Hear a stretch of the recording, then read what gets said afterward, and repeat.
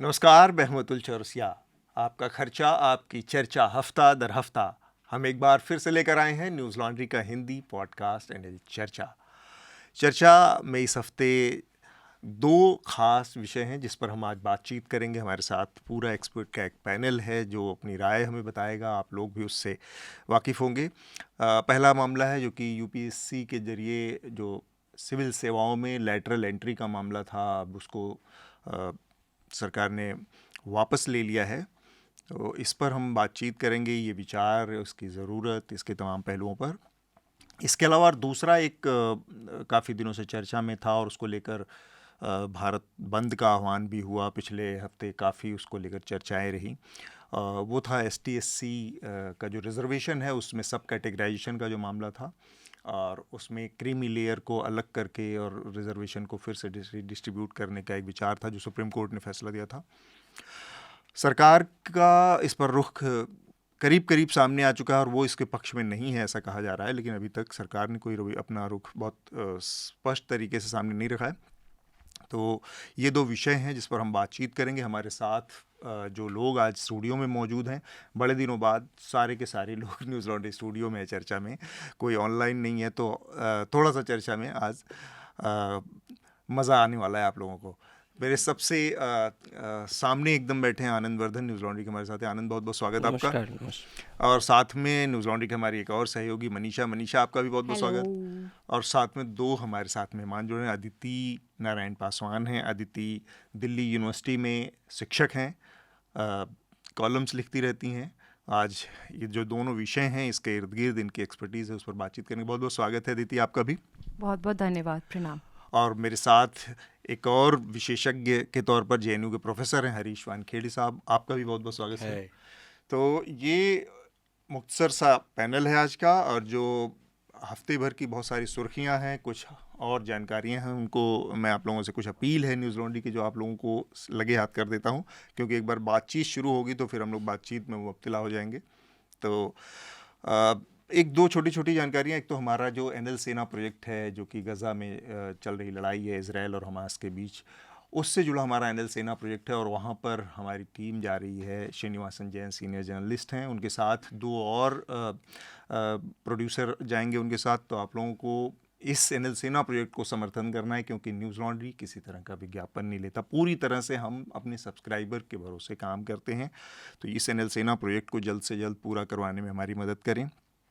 बहुत जल्दी हमारा अनदर इलेक्शन शो भी आने वाला है हरियाणा, और इसके अलावा जम्मू एंड कश्मीर में 10 साल बाद फिर से विधानसभा चुनाव की तारीख आई है, वहाँ चुनाव होंगे।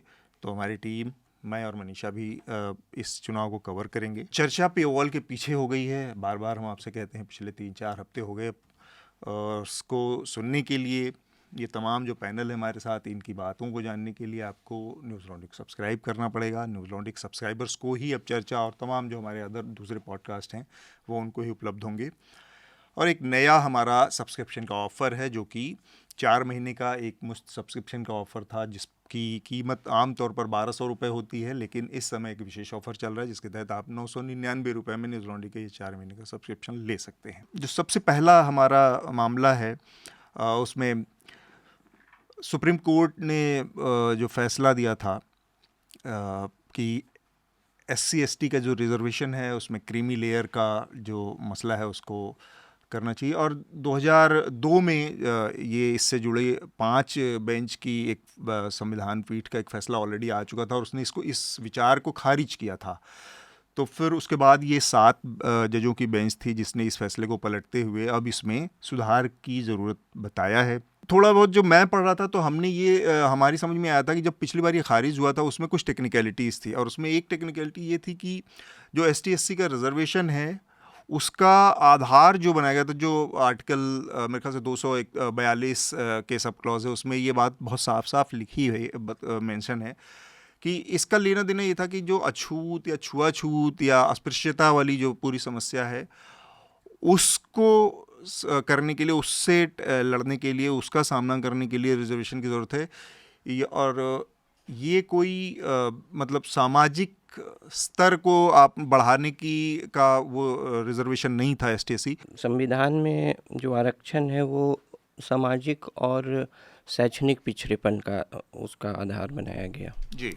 जो 2002 में जो सुप्रीम कोर्ट के जजमेंट जो आया Chinnamaiah versus Andhra Pradesh, state of Andhra Pradesh, जिसकी बात आप कर रहे थे, उसमें भी जो है इस बात को रिटरेट किया गया कि ये आधार है, इसलिए इसमें आंतरिक वर्गीकरण नहीं किया जा सकता है। छुआछूत और ये सारी हाँ, तो समस्या। आंतरिक वर्गीकरण नहीं किया जा सकता है। लेकिन अब जैसे ओबीसी है, ओबीसी का जो है आधार जो है बहुत लोगों का तर्क है कि उसमें जो आधार है वो दूसरा है, इसलिए 1992 में जो इंदिरा सोनी जजमेंट आया, जिसके बाद और भी जो क्रीमी लेयर की अवधारणा आई और इस तरह के जो इन अवधारणाओं पर जो आंतरिक वर्गीकरण की जो मांग है वो सशक्त हुई। इसी बीच कई राज्य सरकार जो है, जैसे 2005 के बाद नीतीश सरकार ने बिहार में एक महादलित की अवधारणा लाई, वो उससे एक नया जो है राजनीतिक और सामाजिक वर्ग भी तैयार हुआ, जैसे जीतन राम मांझी बिहार में हैं। वर्तमान में जो है उसको ये लिया गया है कि ये फ्लूइड है, ये जो है समय के साथ जो है ये इसमें जो सोशल और इकोनॉमिक मोबिलिटी जो कालांतर में जो है उसको भी ध्यान में रखकर इस जो निर्णय को इस पर आधारित किया गया है। तीनों का जो जेनेसिस था कि क्यों रिजर्वेशन होना था वो अलग था, तो आप तीनों को एक पैरामीटर में नहीं रख सकते। SC, ST, OBC। SC का रिजर्वेशन था to undo the injustices which has been done in the past. अब अगर हम सब क्लासिफिकेशन की बात करें तो सबसे पहला ये है जो जस्टिस बेला त्रिवेदी ने भी अपनी रिपोर्ट में कहा कि चंद्रचूड़ जी ने ये जब ये आया तो उसमें कहा डेमोन्स्ट्रेटेबल और क्वांटिफाइबल डेटा, ये दो शब्दों का प्रयोग किया कि ये स्टेट डिसाइड करेगी। अब मुद्दा ये है कि आप इन दोनों का पैरामीटर कैसे डिसाइड करेंगे। अगर आप सब क्लासिफिकेशन की बात करते हैं, अभी तक देखा गया है कि दलित महादलित का जो सब क्लासिफिकेशन हुआ it was purely political in nature.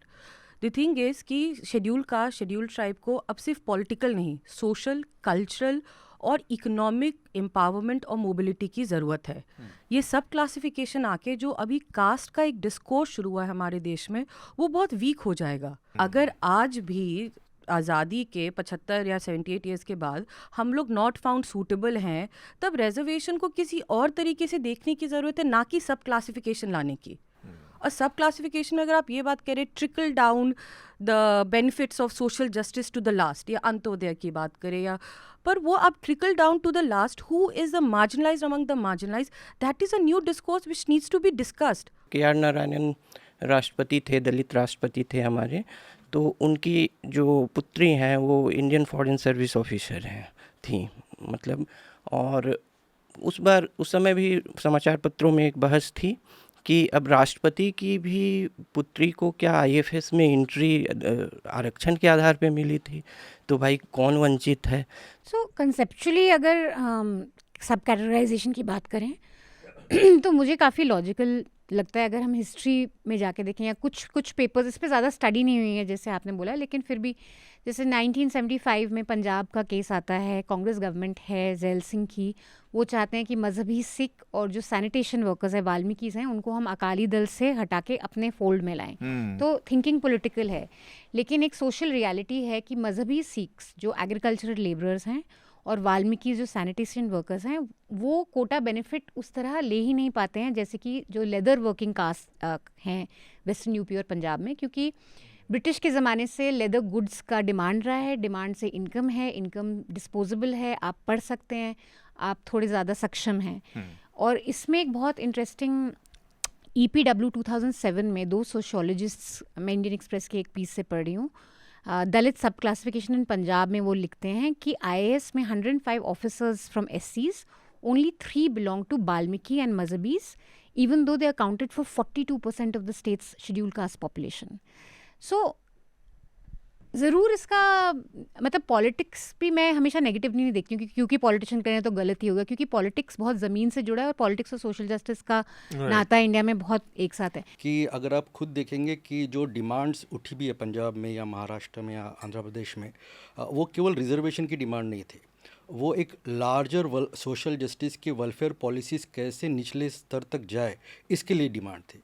तो उसमें से एक मुख्य डिमांड ये भी थी कि सब क्लासिफिकेशन किया जाए, लेकिन एक बड़ी डिमांड ये थी बड़ी, और सारे रिपोर्ट्स अगर आप देखेंगे कि जैसे महाराष्ट्र में लहूजी सालवे रिपोर्ट है मातंग समाज को लेकर, उसमें भी अगर आप देखेंगे तो डिमांड सिर्फ रिजर्वेशन के लिए नहीं है, वो बेटर स्कूलिंग के लिए है, फैसिलिटीज़ के लिए है, स्कॉलरशिप्स के लिए है, अच्छे मकानों के लिए है, सभी तरह की जो बेसिक इंटाइटलमेंट्स होती है ह्यूमन लाइफ के लिए, उसके लिए वो डिमांड है।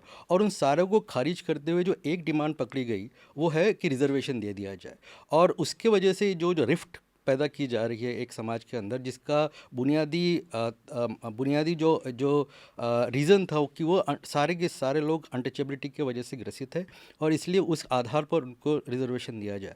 उस एक आइडिया को खारिज करके जो नया ट्रिविया हम लोग या मीडिया या इन जनरल सुप्रीम कोर्ट ने भी उसको जो एंडोर्समेंट दी है, वो एक बड़ा जो मुद्दा था, जो बड़ी लड़ाई थी कि सोशल जस्टिस का एलिमेंट सभी लोगों को पूरी तरह से मिले, और जो सबसे निचले तरीके के लोग हैं उसमें अफर्मेटिव एक्शन और वेलफेयर मेजर्स पूरी तरह से लगे, और उनका एक क्लास मोबिलिटी हो। ये प्रॉब्लम छोड़कर अभी उसको क्लासिफिकेशन और सब कैटेगराइजेशन के डिमांड पर छोड़ा गया है। तो उसमें एक नीचर रिएक्शन है, वो एक तरह का सोशल जस्टिस का क्रिटिक की तरह इस्तेमाल किया जाएगा कि रिजर्वेशन से बहुत ज़्यादा फ़ायदा नहीं होता और कुछ चंद लोगों को उसका फ़ायदा होता है। ये हमारा जो लेटरल एंट्री वाला था, ये इसी से जुड़ा चुकी मसला है, उस पर हम बात करना चाह रहे हैं। लेटरल एंट्री के जरिए जो हमारी सिविल सर्विसेज हैं उसमें लाने का विचार, मतलब काफ़ी टाइम से मैं जब पढ़ना शुरू किया तो ये काफ़ी पुराना विचार हो चुका है। लगातार कई सरकारें इस पर, एनडीए की जो पहली सरकार थी उसने भी इस विचार को फ्लोट किया था, फिर यूपीए ने भी इसको फ्लोट किया,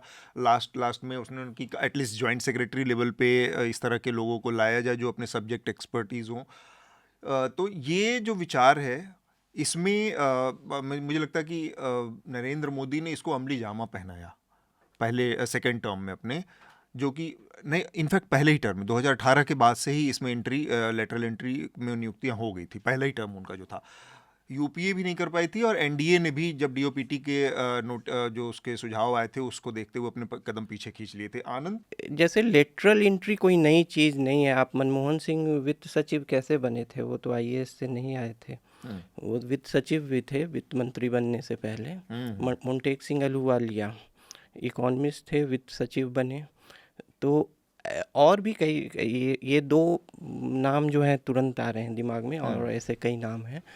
प्रशासनिक सुधार आयोग, एडमिनिस्ट्रेटिव रिफॉर्म कमीशन बना था, उसके बाद 2005 में बना। पूर्व जो कर्नाटक के मुख्यमंत्री थे वीरप्पा मोइली, कांग्रेस के नेता भी थे, उनकी अध्यक्षता में। तो सेकेंड एआरसी रिपोर्ट में लेटरल एंट्री की वकालत की गई है। तो ये तो कांग्रेस के ही समय से है।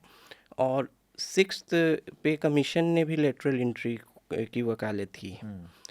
और इस सरकार में पहली बार नीति आयोग ने इसकी वकालत की 2014 के बाद। तो ये संस्थात्मक इंस्टीट्यूशनल लेवल पे इसकी एडवोकेसी ये सब देखी जा रही है। और राजनीतिक पॉलिटिकल एग्जीक्यूटिव के रूप में ये मोदी सरकार पहली हुई जिसको लागू की। मतलब लागू की इन नॉट फ्रॉम बैकडोर, मतलब डिक्लेयर्ड रूप से कि ऐसा हम लोग कर रहे हैं। सोशल मीडिया पे देखिएगा तो बहुत आरक्षण विरोधी मानसिकता के लोग हैं, लेकिन ये एक समय मतलब खुद एक कैंडिडेट होने के नाते, खुद प्रतियोगी परीक्षा देने के नाते, और एक बार आप बहुत सीरियस कॉन्टेंडर नहीं, मतलब कैंडिडेट हो जाते हैं, तो आप परीक्षा परिणाम जब देखते हैं उसमें जो सीरियस कैंडिडेट्स हैं उनको ये नहीं लगता है कि इसके वजह से हम चूक गए, क्योंकि उनको पता है कि मुझे जो है ये इसी में कॉम्पीट इस 75 में मुझे आना है, नहीं तो मैं नहीं आऊँगा। उस 75 में नहीं आए तो वो फिलोसफिकली रिजाइंड है कि मैं नहीं आऊँगा।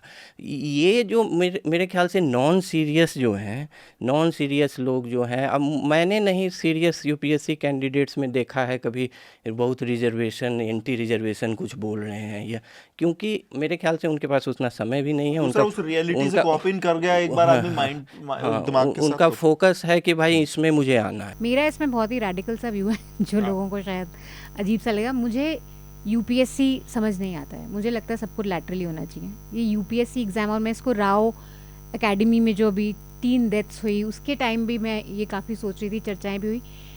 एक एग्ज़ाम है जिसमें 1 मिलियन स्टूडेंट्स कर रहे हैं, सिर्फ 1% सेलेक्ट होता है। आप 30-35 साल तक एक ही एग्ज़ाम में लगा देते हैं, इतने सारे बच्चे जो क्लियर नहीं होते, और उसके बाद कोई पाथवे नहीं है। मतलब आपने इतनी पढ़ाई करी, लेकिन इसमें क्या स्किलिंग हुई, उसके बाद अगर एग्ज़ाम क्लियर नहीं होता तो कहाँ जाए। एक ब्रिटिश एरा का रेलिक है ये एग्ज़ाम, जिसमें एक टाइम पे आपको एक एजुकेटेड क्लास चाहिए थी जो इंग्लिश में एसेज लिख सकती थी। अब मुझे लगता है ज़्यादा प्रोफेशनलाइजेशन होता चाहिए ब्यूरोक्रेसी का। अब इसमें I don't know best practices क्या हैं ऑल ओवर द वर्ल्ड, इसकी स्टडी होनी चाहिए। लेकिन अगर रैंकिंग के हिसाब से अभी होता है कि आप यूपीएससी एग्ज़ाम करें, उसमें रैंक के अकॉर्डिंगली आपको सर्विसेज अलॉट होंगी। लेकिन ऐसा भी सिस्टम हो सकता है कि आप इसको डिसमेंटल करें, एक पर्टिकुलर एक्सपर्टीज से जो बच्चे आ रहे हैं उनके लिए एक एग्ज़ाम हो एक पर्टिकुलर सर्विस में जाने के लिए। तो मुझे तो ये यूपीएससी का मुझे लगता है बहुत ही एक बिग रीज़न है इंडिया के स्लो प्रोग्रेस का, कि आपकी ब्यूरोक्रेसी इतनी चंकी, इतने जनरलिस्ट भरे हुए हैं। लैटरल एंट्री के बारे में ये कहना है कि lateral entry social justice versus dignity की बात है। पोस्ट 1 हो या 45 हो, रिजर्वेशन तो लाना चाहिए आपको। जैसे कि आजकल मैनुअल स्कैवेंजिंग पे लोगों ने बात करना बंद कर दिया। आज भी डेथ्स हो रहे, चाहे एक डेथ हो रहा है पर वो तो एक समाज का हो रहा है, तो उस पर बात करने की ज़रूरत है। एनएफएस में भी लोग यही कहते हैं, 1-2 सीट हो गया एनएफएस, कौन सी बड़ी बात है बहुत बड़ी बात है। अगर 45 पोस्ट आए हैं तो उसमें आपको रिजर्वेशन लाना चाहिए, क्योंकि ये एक हमारे देश के एक पॉपुलेशन की डिग्निटी की बात है। सोशल जस्टिस को आप एक एक्सक्लूसिविटी में नहीं डील कर सकते कि सोशल जस्टिस जब 100 नंबर होगा तभी आएंगे, आप न्यूमेरिकली इसको नहीं कर सकते हैं। आज तक जितने भी, मैंने पहले भी कहा, जितने भी लैटरल एंट्री हुए हैं उनकी एलिजिबिलिटी एक रही है कि वो एक सेक्शन के रहे हैं। तो वो अगर एलिजिबिलिटी क्राइटेरिया है तब तो आपको लैटरल एंट्री बिल्कुल ही नहीं करनी चाहिए। और अगर आप ला रहे हैं तो आप ये सारी एक सोशल कॉम्पोजिशन का हमें देखना पड़ेगा कि कौन आ रहा है इसके तहत। नहीं, सेम मुझे लगता है आदित्य को की बात को एंडोर्स करते हुए कि ये जो एक्सेलेंस या प्रोफेशनलिज्म या डोमेन नॉलेज की कमी रिजर्वेशन लागू करने से होगी, ये अपने आप में एक बड़ा क्रिटिक हमेशा से रहा है कि SC ST OBC के बीच में वो एक्सेलेंस या वो प्रोफेशनलिज्म अभी कम है, और इसीलिए ये जगह ओपन होनी चाहिए। और अगर ओपन कैटेगरी के लोग उसको भरते हैं तो प्रोफेशनलिज्म सार्थक बन जाता है। तो ये जो मंशा हमेशा से रही है उसको क्रिटिक करना पड़ेगा, और इसलिए सोशल जस्टिस या डेमोक्रेटाइजेशन ऑफ पावर, ये जो कंटिन्यूड एक प्रोसेस है पिछले 75 सालों से, उसको वापस से रेखांकित करना जरूरी है कि पावर कभी भी कॉन्सेंट्रेट किसी एक समुदाय के लिए, एक एक्सक्लूसिव कम्युनिटीज़ के लिए नहीं हो सकता है। पावर का डिस्ट्रीब्यूशन होना चाहिए, और इतना एक डाइवर्स कंट्री है, अगर उसमें पावर सिर्फ और सिर्फ कुछ चंद लोगों के हाथ में है और SC ST OBC उस मेन स्ट्रीम पावर से बाहर है, तो अपने आप में एक चिंता का विषय है कि इतने सालों की आज़ादी के बाद भी ये लोग अभी तक ऐसा क्या हुआ है कि इसकी वजह से ये पावर्स के सेंट्रल में नहीं आ पाया है। इतने सारे कैबिनेट सेक्रेटरीज है, उसमें आपको चुनिंदा 1 या 2 लोग शेड्यूल कास्ट या शेड्यूल ट्राइब के मिलते हैं। तो ये तो चिंता का विषय होना चाहिए कि क्यों और समाज के लोग कैबिनेट सेक्रेटरी नहीं बन पा रहे। मुफ्त में बस इतना ही। अगर आप पूरी चर्चा सुनना चाहते हैं तो न्यूज़ लॉन्ड्री को सब्सक्राइब कीजिए, और सबसे बेहतर तरीका यह है कि आप हमारे ऐप पर इस पॉडकास्ट को सुनें, और तमाम हमारे जो पॉडकास्ट हैं उसको हमारे ऐप पर सुनें। यह गूगल प्ले स्टोर और एप्पल स्टोर पर सब जगह उपलब्ध है। न्यूज़ लॉन्ड्री किसी भी तरह का विज्ञापन नहीं लेता, ना किसी राजनीतिक दल का, ना किसी सरकार का, ना किसी कॉरपोरेशन का। हम सिर्फ और सिर्फ कोशिश करते हैं कि पब्लिक इंटरेस्ट का जर्नलिज्म करें, पब्लिक जनहित की पत्रकारिता करें, और इसके लिए लोग इसमें इन्वेस्ट करें, लोग पत्रकारिता में निवेश करें। उसका तरीका है सब्सक्रिप्शन। तो सब्सक्रिप्शन के हमारे टैग पर जाइए, वहाँ पर अपनी मनचाही रकम पे कीजिए और न्यूज़ लॉन्ड्री का सब्सक्रिप्शन लीजिए, और गर्व से कहिए, मेरे खर्च पर आज़ाद हैं खबरें।